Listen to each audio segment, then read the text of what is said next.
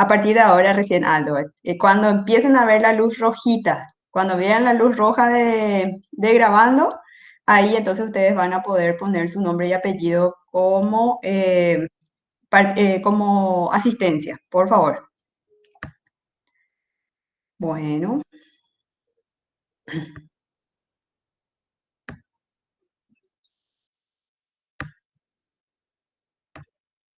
ahí ya está.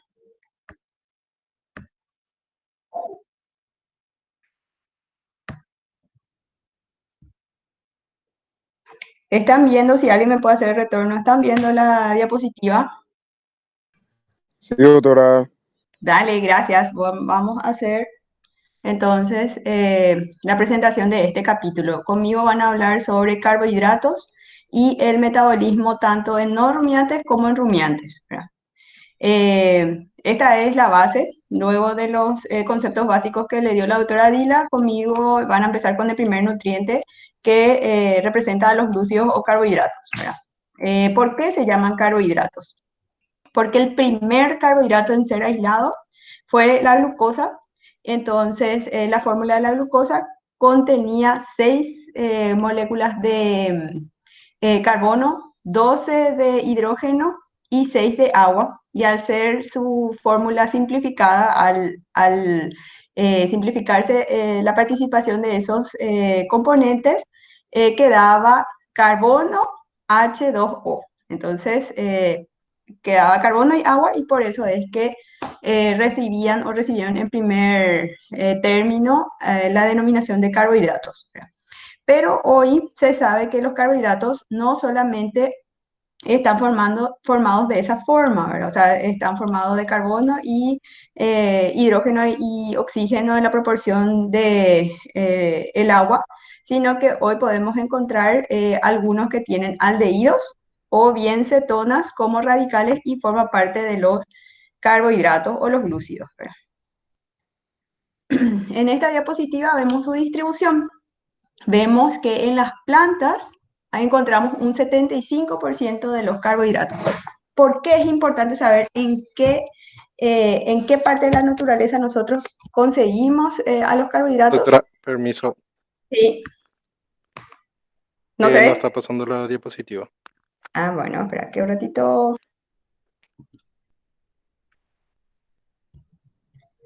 Vamos a ver.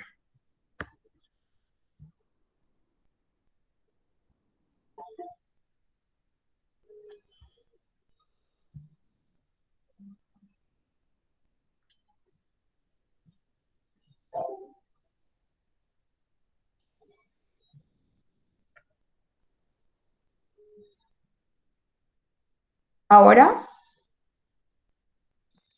Ahora sí, doctora.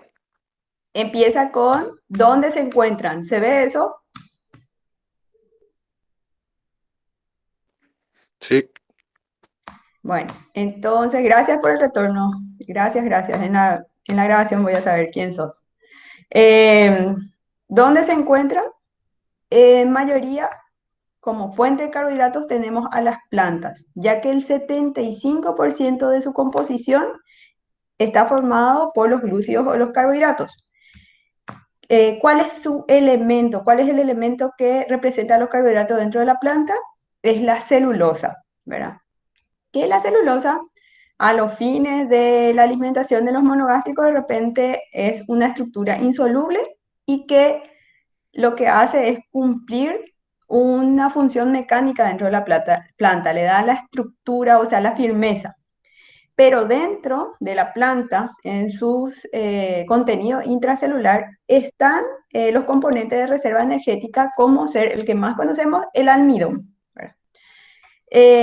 Las plantas dentro de nuestra cadena alimentaria son importantes ya que son las encargadas de convertir el dióxido de carbono y agua en glucosa por medio de la fotosíntesis. Hoy nosotros, desde el punto de vista de la alimentación animal, este recurso que nos presentan las plantas, el de producir oxígeno a partir del dióxido de carbono y agua a través de la fotosíntesis, empieza a tener un impacto mayor en cuanto a la alimentación animal, ya que lo que estamos tratando de hacer es mitigar por medio de la alimentación el impacto ambiental de la producción bovina o de rumiantes en general en el ambiente, ¿verdad?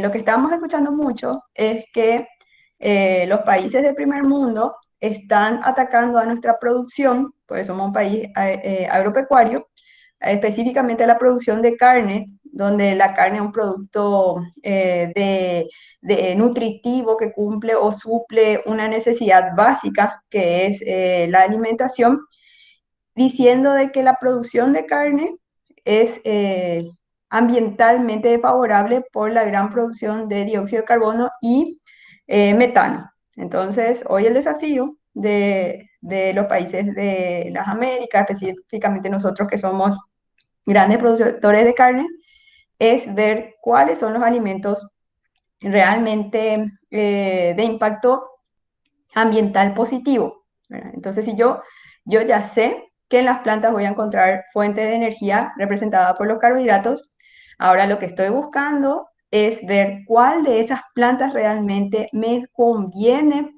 producir para que se alimenten los animales de tal manera que su impacto en el ambiente sea bajo, o sea, su producción de dióxido de carbono y metano. Los animales también poseen carbohidratos en forma de glucógeno y glucosa, pero es muy ínfima la proporción, apenas el 1%.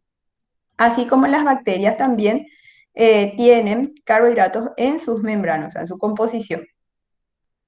Voy a pasar la diapositiva. A clasificación de los carbohidratos. ¿Están viendo? No, doctora. ¿No se ve?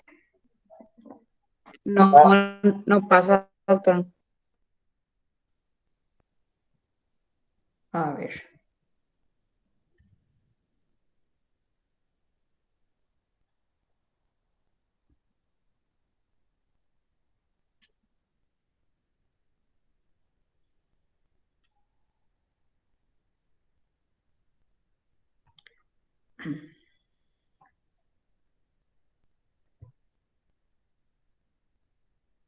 ¿Ahí se ve?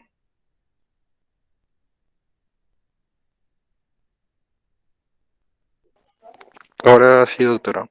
Clasificación. Los carbohidratos se clasifican generalmente por la cantidad de carbonos que tienen en su estructura.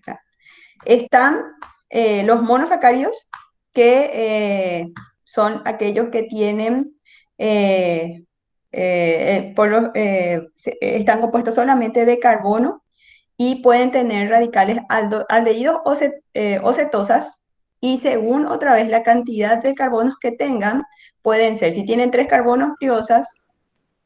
Permiso, doctora. Hola. Sí, A mí me parece que son los disacáridos, no clasificación de los carbohidratos. y al resto, Igual, doctora. También, doctora. Igual, doctora. y ahora, No, no cambió, doctora. No, no cambia, doctora. cambia. Vamos a ver.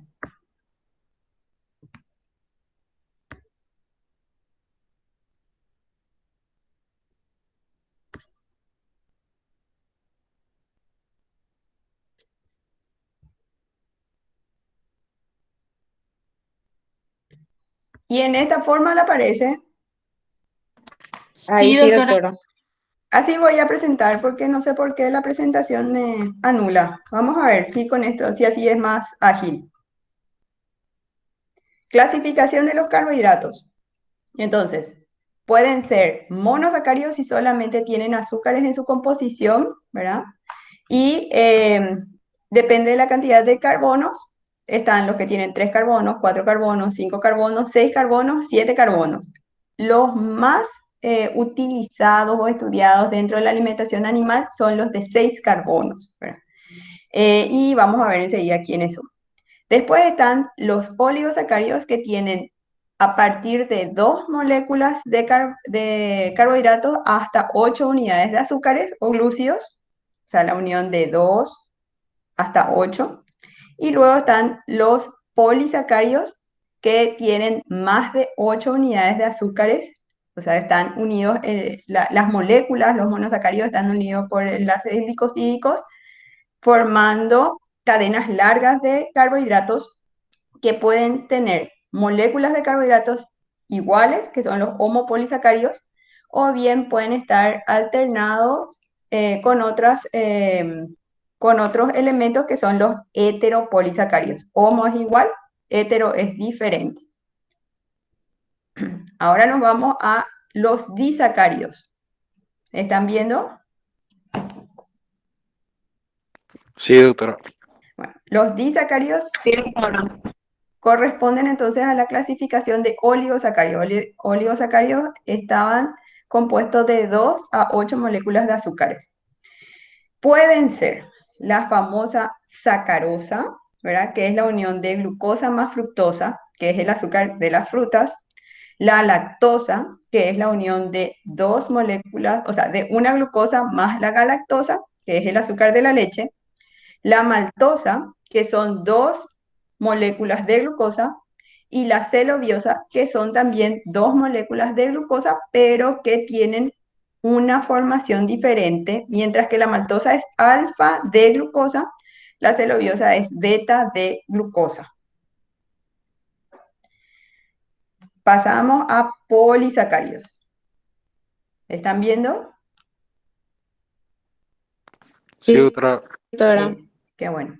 Entonces así pasa mejor, de esta forma. Los polisacáridos son polímeros. Poli, muchos meros, es moléculas de monosacáridos.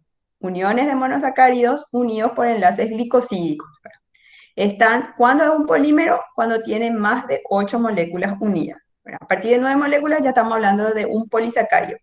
Ahora, lo que nos pide la nutrición tener en cuenta es a los polisacáridos formados por el mismo tipo de moléculas, que son los homopolisacáridos, y los que están formados por distintos tipos de moléculas, que son los heteropolisacáridos. Dentro de los homopolisacáridos, el más importante dentro de la alimentación, especialmente de monogástricos, es el almidón. El almidón tiene 2 polímeros. Tiene la amilosa, que es lineal y está formada por la glucosa, que tiene un enlace alfa 1,4, y está la amilopectina, que es una estructura ramificada, que cada 24 o 30 moléculas hace una ramificación, y en esa ramificación hay un enlace 1,6. Luego está el glucógeno. Es ramificado, tiene de 10 a 12 moléculas de glucosa. La celulosa, que es lineal y está formado por D-glucosa beta 1,4, y las fructosanas, que son polímeros de fructosa. Bueno, dentro de la alimentación, nosotros vemos que un animalito está consumiendo maíz, entonces el maíz, al ser un cereal, al romperse la estructura, se libera el almidón, y el almidón es de fácil digestión por parte de las enzimas. Si ese maíz entra a un monogástrico, va a ser aprovechado en un alto porcentaje. Y si es que entra dentro de la alimentación de un rumiante, tenemos que atender el tiempo de la degradación de ese almidón, porque puede ocasionar algunos problemas digestivos. Veamos a los heteropolisacáridos. Dentro de los heteropolisacáridos está la hemicelulosa, que también es un componente de la pared vegetal. La pared vegetal está formada por 2 carbohidratos, que son la celulosa y hemicelulosa, y un compuesto que no es carbohidrato, que está ahí abajo, que es la lignina, que le da una rigidez, porque nosotros tenemos que entender de que las plantas lo que buscan es al sol, a la radiación solar, para producir justamente su proceso fotosintético. Entonces, necesitan crecer, tienden a ser fototrópicas o crecer hacia donde hay el sol, donde está el sol, y para eso necesitan ser rígidas. Uno de los componentes que ayuda a su rigidez es la hemicelulosa, que está compuesto de silosa, que es una pentosa, arabinosa también, galactosa, que es una hexosa, y ácido urónico. que en parte es digestible. Otro ejemplo de heteropolisacáridos son las pectinas. Las pectinas están generalmente en las semillas, tanto de los cítricos o de las frutas, y lo que hacen es emulsificar el contenido, dándole una consistencia de gelatina y de esa manera favoreciendo la digestión, el aprovechamiento de los alimentos. Pasamos a la digestión y absorción de los carbohidratos en los monogástricos. ¿Están viendo? Sí, Sí, doctora. doctora. Bueno, disculpen que les esté interrumpiendo a cada rato porque necesito ese retorno. Lo importante es entender que para un monogástrico los carbohidratos se van a absorber en forma de monosacáridos. El problema es que nosotros no le damos monosacáridos como alimento. Lo que le damos, por ejemplo, es el almidón, ¿verdad? El almidón o bien se comen el forraje o follaje, ¿verdad? El follaje que puede ser un pasto cualquiera, y ese alimento contiene polisacáridos, ¿verdad? En el caso de los monogástricos, más homopolisacáridos, ejemplo el almidón, o disacáridos, como ser la sacarosa, la maltosa. Entonces, para ser absorbidos tienen que llegar hasta monosacáridos, o sea, hasta una molécula de azúcar, ¿verdad? Y eso ocurre por medio de una degradación, y una vez que lleguen a su nivel de monosacáridos, son absorbidos en la mucosa intestinal. Vemos un poco cómo se comportan en la luz intestinal, ¿verdad? Estoy en la diapositiva donde se ve la degradación en la luz intestinal. Esto ocurre en el intestino delgado, donde el páncreas va a secretar la amilasa, que es la alfa-amilasa, que tiene la capacidad de romper los enlaces 1.4 del almidón. Nos acordamos otra vez un poquito de química y vemos que el almidón, o sea, vimos recién que el almidón estaba formado por amilosa y amilopectina. Entonces, la amilosa tiene una estructura lineal formada por enlaces alfa 1,4. Entonces, son fáciles de romper por medio de la alfa-amilasa. Cuando ya solamente quedan del almidón aquellas estructuras ramificadas, aparece otra enzima que se llama la oligo 1.6 glucosidasa y rompe el resto de la estructura hasta dejar disacáridos y algunos monosacáridos libres. Ahí ya vemos el ejemplo en el almidón, que deja la maltosa, que es un disacárido que está formado por 2 de glucosa y glucosa libre. La glucosa, que es un monosacárido, se absorbe directamente.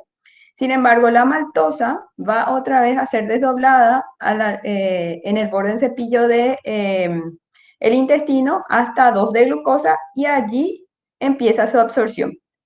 Lo que vemos en el apartado donde dice células es quién tiene prioridad, ¿verdad? Primero se absorbe la galactosa, por eso es que la leche para los mamíferos monogástricos es de alta digestión. ¿Por qué? La galactosa es la que tiene mayor grado de absorción. Luego, la glucosa. Luego, la fructosa y por último, las pentosas que pueden estar presentes en la alimentación. Estos monosacáridos pasan a la sangre y de la sangre van al hígado. Entonces, vemos a una enzima que era la alfa-amilasa y la oligo 1.6 glucosidasa, que son las enzimas principales para la digestión de los homopolisacáridos en la alimentación de los monogástricos. ¿Para qué sirven estos carbohidratos? ¿Para qué sirven los carbohidratos no digeribles? Si ustedes ven cualquier fórmula en cualquier tipo de alimentación que está destinado a monogástricos, van a ver que siempre hay una parte que se denomina fibra del alimento. Lo mismo nosotros, como humanos monogástricos, no podemos solamente alimentarnos de alimentos concentrados. Tenemos también que tener en nuestra dieta la fibra. ¿Y esta fibra qué función cumple? La fibra, que es el carbohidrato no digerible en la ración, ayuda al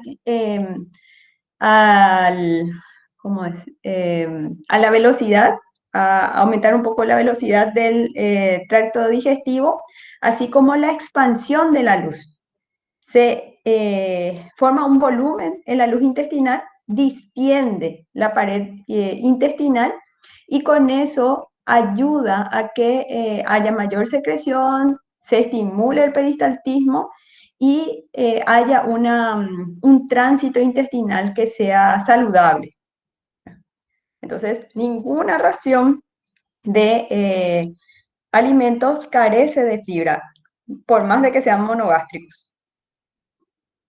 O debe carecer, porque ahí vamos a tener trastornos digestivos. Aquellos monogástricos que pasaron a la sangre y están rumbo al hígado, van a tener 3 destinos metabólicos. Pueden producir energía, pueden producir grasa o bien aminoácidos no esenciales. La energía.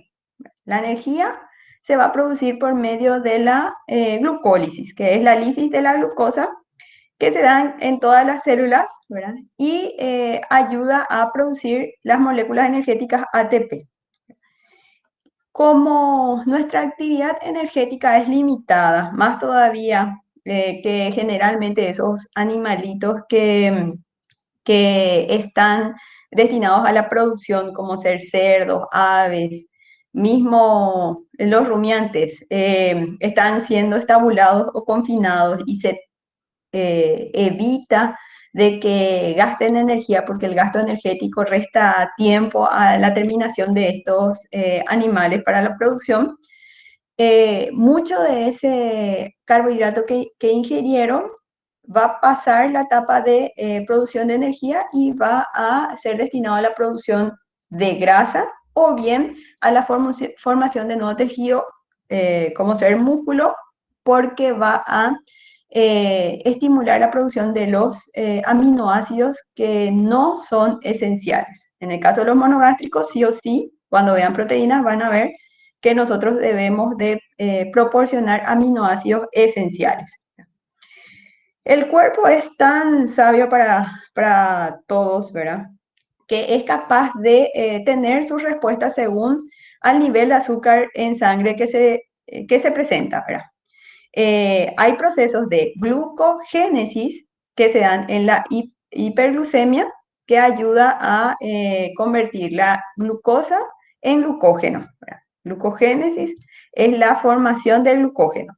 Y después, en el caso de la hipoglucemia, cuando se necesita de glucosa, ocurre el proceso de glucogenólisis. Glucógeno-lisis, que es la digestión, no es la digestión, es la utilización, es la lisis, la ruptura de la molécula de glucógeno para producir glucosa. Eso es necesario en periodos de hipoglucemia cuando no hay alimento, porque ahí se gastan las reservas de glucógeno. Entonces, vimos de que todo aquello que sobra de la glucosa puede ser reservado en forma de glucógeno en primera instancia, pero no es ilimitado. O sea que el glucógeno tiene una cierta posibilidad o hasta cierto punto nomás se puede producir. Y luego pasa ya a la producción de grasa. A través de la producción de acetilcoenzima A y el ciclo de los tricarboxílicos. En el caso de la síntesis de aminoácidos no esenciales, la glucosa lo que hace es proporcionar los esqueletos carbonados, que después vamos a ver que por la producción de glutamato o bien la adición de las aminas van a producir los distintos tipos de aminoácidos y la energía por medio de la glucólisis. En monogástricos, aunque no se estudia mucho en alimentación, pero sí en fisiología, y es importante recordar, está el ciclo de Cori, ¿verdad? El ciclo de Cori es la lisis de glucógeno en un ambiente anaeróbico. Y para que ustedes recuerden el proceso, lo que tienen que hacer es someterse a una sesión de ejercicio sin tener capacidad respiratoria desarrollada. Es cuando nos vamos la primera vez a caminar o a correr, ¿verdad? Después de mucho tiempo de inactividad, entonces nuestros músculos liberan el glucógeno, pero nosotros no tenemos todavía la capacidad energética, quiero decir, eh, aeróbica como para producir en presencia del aire la escisión o la ruptura del glucógeno y se empieza a acumular ácido láctico en nuestros músculos y eso duele. Tiene un periodo de duración de días, de 2 o 3 días, y si continuamos con la actividad física, desarrollamos capacidad aeróbica y empieza nuestro cuerpo a acostumbrarse a liberar de repente glucógeno en presencia de oxígeno y empezamos a tener mayor rendimiento. La concentración de glucosa en el cuerpo se regula por las hormonas principalmente, ¿verdad? Está la insulina, que se secreta en el caso de la hiperglucemia, específicamente post consumo de alimentos, y lo que hace la insulina es favorecer a la transformación de glucógeno y grasa. Y luego están las hormonas que estimulan la liberación de glucógeno y el aprovechamiento de la glucosa a partir del glucógeno, que son la adrenalina, que es la que se secreta en el momento de huida o estrés, el glucagón, que es la hormona contrapartida de la insulina, las hormonas adrenocorticales y la hormona de crecimiento. Ahora vamos a ver un poco el metabolismo de los carbohidratos en los rumiantes. Los rumiantes consumen dentro de su alimentación, en esencia, los forrajes que están formados de celulosa, hemicelulosa, y puede ser que en la alimentación se les combine con concentrados como maíz, soja, que son fuentes de almidón, fructanas y pectinas. En los forrajes, el 20-30% está formado de celulosa, el 14 o el 20% de hemicelulosa, el 10% de pectina y el 12% de lignina. La lignina no es digestible. ¿Cuál es la fase o cuáles son las fases de digestión y destino de los carbohidratos en los rumiantes? Los carbohidratos, que en general son homo o heteropolisacáridos, se van a degradar por medio de fermentación microbiana a ácidos grasos volátiles. Los ácidos grasos volátiles son el acético, el propiónico y el butírico, que se van a absorber a través de la pared ruminal, circular a través de la sangre hasta llegar a los tejidos para producir energía por medio de procesos catabólicos y grasa por medio de procesos anabólicos. En el proceso de fermentación o producción de ácidos grasos volátiles hay subproductos como el metano, el hidróxido y el dióxido de carbono, que son eliminados por la eructación. ¿Cuál es el proceso de la degradación? Por medio de las enzimas, dijimos, ¿verdad? Entonces, los carbohidratos complejos, que son los hetero y homopolisacáridos, se van a desdoblar por medio de las enzimas hasta piruvato, y a partir del piruvato ácido pirúvico a ácido acético, propiónico y butírico. El acético y el butírico son precursores de la grasa y el propiónico es el precursor de la formación de glucosa a partir del proceso de gluconeogénesis. El proceso de la degradación libera un montón de hidrógeno que, como estos no son procesos aislados, sino que a la par que consumen carbohidratos también están consumiendo grasa. Esos hidrógenos que se liberan por la digestión de los carbohidratos ayudan a saturar las grasas que están presentes en los alimentos, así como contribuyen a la elaboración de los esqueletos carbonados que en rumiantes. Los rumiantes sí tienen la posibilidad de producir todos los aminoácidos, si se le da azufre y entonces ellos de por sí pueden formar los aminoácidos que nosotros en monogástricos llamamos esenciales. ¿Cómo se absorben los ácidos grasos volátiles en rumiantes? El 75% directamente en el retículo rumen, el 20% en el o maso y abomaso, y el 5% en el intestino. Sin embargo, monogástricos, todo era a nivel intestinal, ¿verdad? En el caso de los preestómagos, es por absorción pasiva y el ritmo de absorción está nivelado por el pH ruminal, ¿verdad? El pH ruminal normal es de 6,8. En el caso de que consuman gran cantidad de carbohidratos de alta digestibilidad, el pH desciende. Entonces, por ese cambio del pH es que se estimula la absorción pasiva. Cuando nosotros damos carbohidratos de alta digestibilidad a los animales rumiantes, tenemos que tener cuidado de que no se produzca la famosa acidosis ruminal. El ácido butírico se va a convertir a hidroxibutirato, que va a generar energía en músculos, hígado y otros tejidos. El ácido propiónico a ácido láctico. ¿Cuál es la importancia nutritiva? Producen energía también por la formación de ATP, que puede ser a través de la oxidación de los ácidos grasos hasta el ácido propiónico y la glucosa.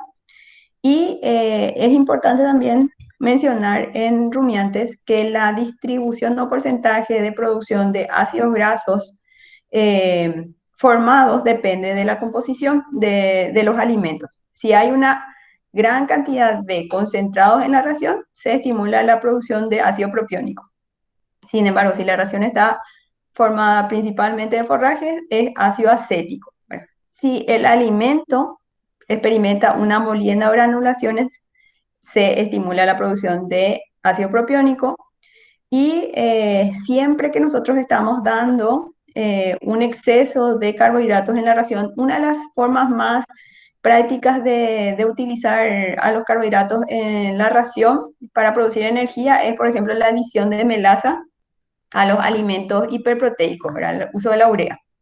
Allí entonces se nivela la liberación de hidrógeno que produce la melaza con la necesidad de formación de aminoácidos gracias a la utilización de la urea.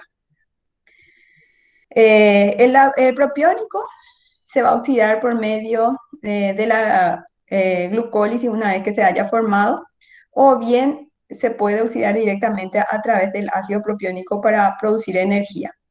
El butirato entra al ciclo de los tricarboxilos y el ácido acético también, ¿verdad? A través de la producción del acetilcoenzima A entra a los ciclos de los tricarboxílicos. La glucosa en los rumiantes, es muy difícil encontrar grandes cantidades de glucosa que se absorben en la sangre. Más bien son ácidos grasos volátiles y el propiónico. Hay menor concentración de glucosa en el intestino, hay mayor cantidad de glucosa que se produce por síntesis de los tejidos, por la gluconeogénesis que vemos abajo. La mayoría de la glucosa viene del ácido propiónico, el 20% de la proteína y el resto de los ácidos grasos de cadena ramificada y el glicerol. El metabolismo de la glucosa, en el caso de los rumiantes, ¿verdad? El proceso de gluconeogénesis estimula la liberación de glucosa al torrente circulatorio, que era diferente o era lo contrario en el caso de los monogástricos, ¿verdad?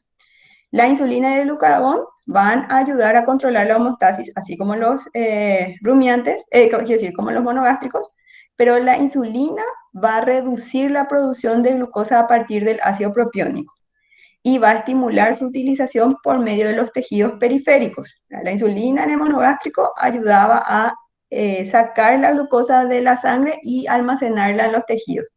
Y acá la insulina va a disminuir la cantidad de glucosa que se produce a partir de la gluconeogénesis.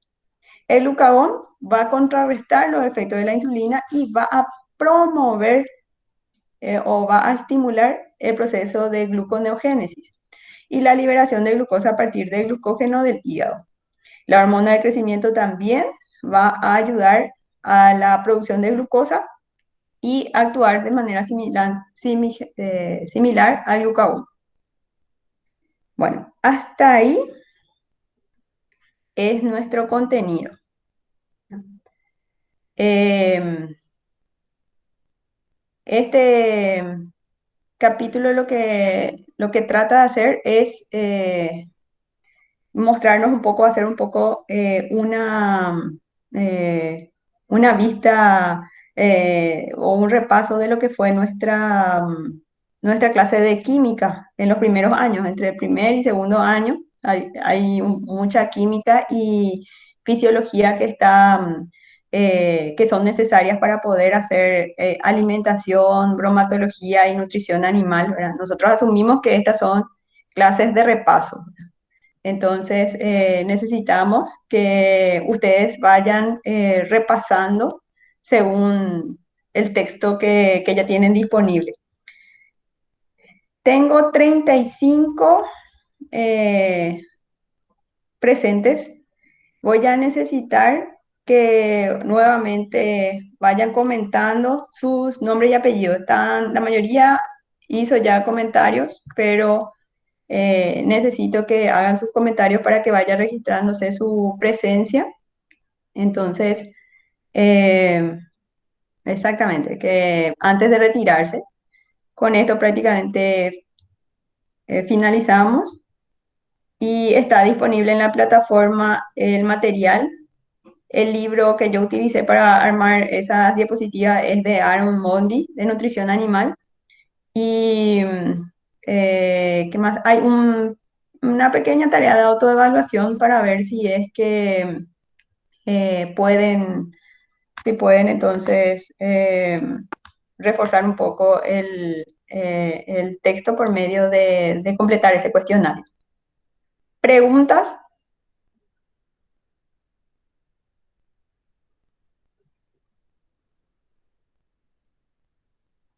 Les dejo entonces para que puedan hacer sus trabajos prácticos y estoy disponible en la mensajería de la plataforma si tienen alguna duda.